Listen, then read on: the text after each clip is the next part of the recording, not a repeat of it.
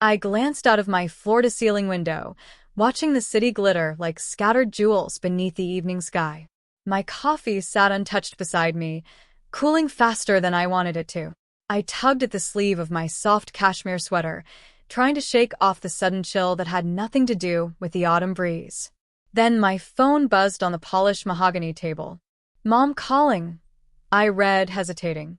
After years of silence about my achievements, her calls always felt like a test, a reminder of the invisible distance between us. I silenced it instead. A moment later, another message popped up. "Samantha, we saw the feature in Forbes. Come visit." My stomach twisted.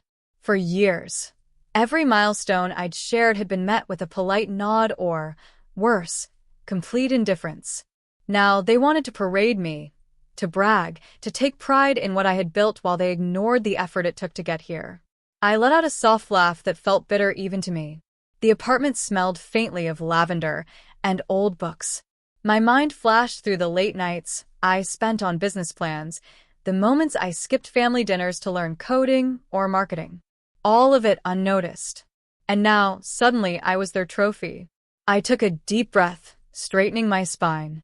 Today, they weren't meeting the same little girl who had begged for acknowledgement.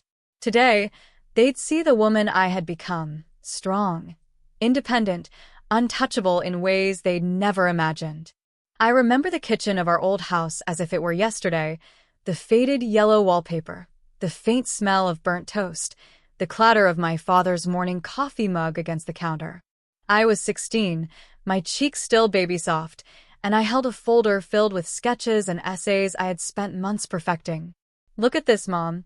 "Dad," I said, my voice trembling with hope. "I think I could maybe submit this to the art program." My father barely glanced up from his newspaper. "That's nice, Sam," he muttered, not even looking at me. My mother, in her apron, shrugged. "You've always been creative. Just don't get your hopes up." I felt my chest tighten.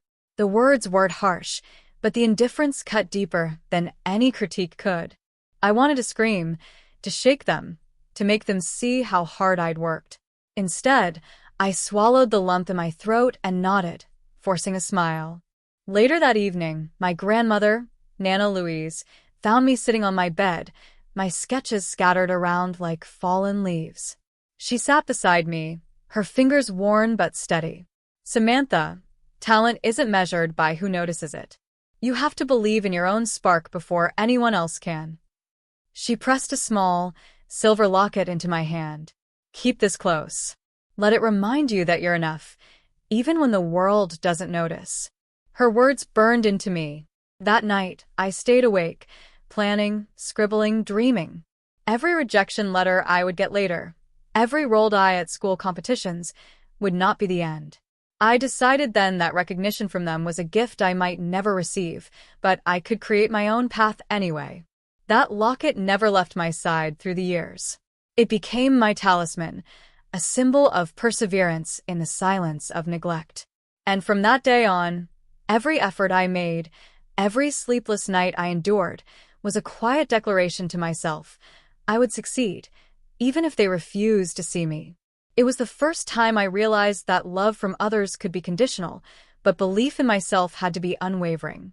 That choice, to honor my own effort, to forge my own path, set me on the journey that would one day make them stop, stare, and finally acknowledge the woman I had become. After that night with Nana Louise's locket in my hand, I threw myself into building a life that mattered, not for anyone else, but for me. I moved into a tiny studio apartment, the kind with squeaky floors and peeling paint, but it was mine. Each corner, each scratch in the hardwood, whispered possibilities. I started small, freelance projects, odd jobs, anything that would give me footing. Some nights, I cried over spreadsheets I didn't fully understand, teaching myself the intricacies of marketing and design. Other nights, I stayed up past 3 a.m., typing proposals, rewriting them, rewriting myself. The world seemed enormous, and I was a tiny figure trying to make an imprint. But the locket around my neck reminded me that unseen effort was still meaningful. Then I met Claire Donovan. She was 10 years older, a powerhouse in the publishing world, and the first person who truly saw me. Not my potential, not my ideas on paper, but me. "Samantha," she said one morning over black coffee, "stop apologizing for your ambition. Stop shrinking to make others comfortable. I want to help you grow." And she did. She introduced me to clients who trusted women, to projects that paid attention to talent, to people who believed in hard work. Struggles were constant. I faced rejection letters, contracts that fell through, clients who doubted my age, my gender, my background. But with every no, I learned. Every misstep was a lesson in resilience. My nights grew longer, my fingers sore, my eyes dry from staring at screens. But slowly, small victories emerged. The first major client signed. The first profitable project delivered.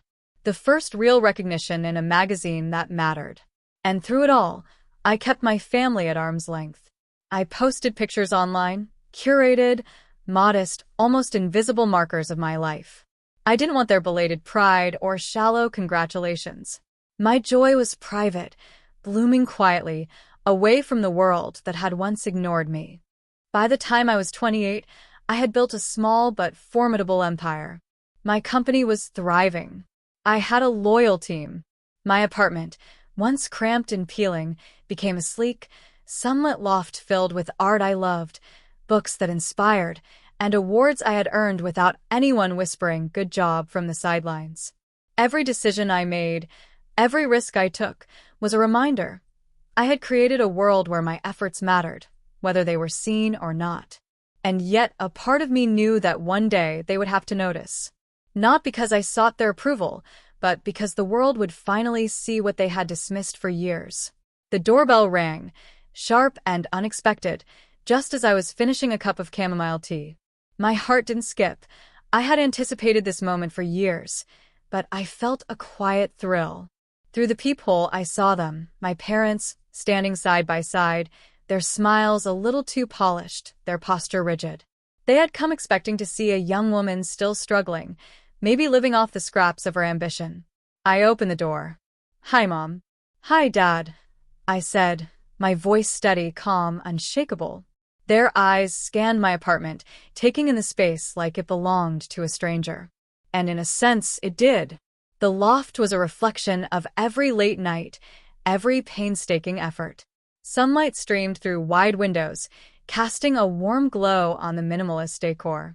On the walls, large canvases displayed artwork from rising local artists I had invested in.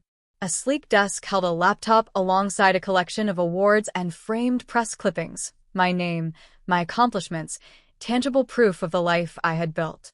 For a moment, they said nothing. They moved slowly, hesitantly, their gazes lingering on the details that screamed success, the polished oak floors, the curated art, the sense of control in every corner. I let them take it in. There was power in silence, in letting them witness the reality before me. Finally, I spoke. "I thought it was time you saw what I've been working on, not just my projects, but my life." My voice carried calm authority. "I'm the CEO of my own company. We've partnered with Fortune 500 clients. Last year, my revenue exceeded 6 figures, and this year, I've expanded internationally." I paused, letting it sink in.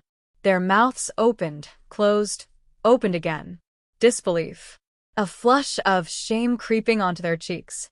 My father muttered, We didn't realize," and my mother's eyes shimmered with something between guilt and admiration. I continued, steady, deliberate. "Every step I've taken, every night I stayed up, every risk I took, it was without your encouragement. You didn't notice, you didn't support, and yet I made it. On my own." I walked them through the apartment, pointing casually to the subtle markers of my journey. The framed article announcing my first major contract, the corner shelf with trophies from competitions I had quietly won, the contracts and portfolios stacked neatly on my desk. This is all evidence of effort. My persistence, my life. The silence that followed was heavy, but different this time. No dismissals, no polite nods. Only the quiet recognition of what they had missed for years. I could see the guilt etched in their faces, the realization that pride had come to them too late. For the first time, I felt a rush of satisfaction, not from revenge, not from gloating, but from the clarity that my life, my effort, and my success were undeniable. I had claimed my space, my respect, and they were witnesses, finally, to the woman I had always been capable of becoming. I closed the door behind them after they had wandered the loft in stunned silence. The moment had arrived, the one where I no longer needed their approval, where the balance had shifted. I stood in the center of the living room, letting my presence fill the space. Before we go any further, I began, my voice calm but unwavering. There are some things we need to address. My parents exchanged glances, uncertain. This was new territory, not just seeing me succeed, but having me set the rules. First, I continued, I won't tolerate being dismissed again. No more casual indifference, no more belittling my efforts. If you want to be part of my life, it will be with respect. I could see the hesitation in their eyes, but I didn't flinch. Second, I said, walking toward the window that framed the skyline I had conquered piece by piece, you need to stop treating my achievements as trophies to boast about.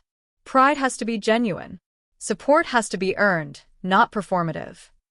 My mother's lips pressed together, a mix of guilt and dawning realization. I turned, lifting the silver locket that had been with me through every struggle. This was given to me by someone who believed before anyone else did. That's the kind of support I expect from those I allow in my life now. The locket glinted in the sunlight, a reminder of years of perseverance. Third, I continued, you have your own paths to walk. Pursue your dreams, your passions. Stop projecting expectations on me or letting old patterns dictate your lives. Personal growth is non-negotiable if we are to continue this relationship. My father swallowed hard, finally seeing that this wasn't a lecture, but a boundary, firm, necessary, and rooted in love tempered by experience. I let a pause linger, letting the weight of my words settle. If you choose to respect these terms, I welcome a relationship built on honesty and effort. If not, that's also a choice. But I will not shrink to make anyone comfortable ever again. For the first time, they saw it, that I was no longer the young girl begging for acknowledgement. I was a woman who had endured neglect, had transformed it into strength, and now dictated the terms of her own life. The room held a strange quiet, one charged with tension but also possibility. Their pride, long delayed, was no longer the kind that mattered to me. What mattered was the alignment of respect, growth, and authenticity. In that loft, surrounded by the fruits of my effort, I felt the power of my journey. The balance of our relationship had shifted. The past would not define the present. My terms would. And for the first time, my parents understood that recognition was not a right, but something to be earned through genuine understanding and respect. Weeks passed after that meeting. Slowly, almost imperceptibly at first, my parents began to change. My mother started calling not to brag or critique, but to ask for advice about her own projects.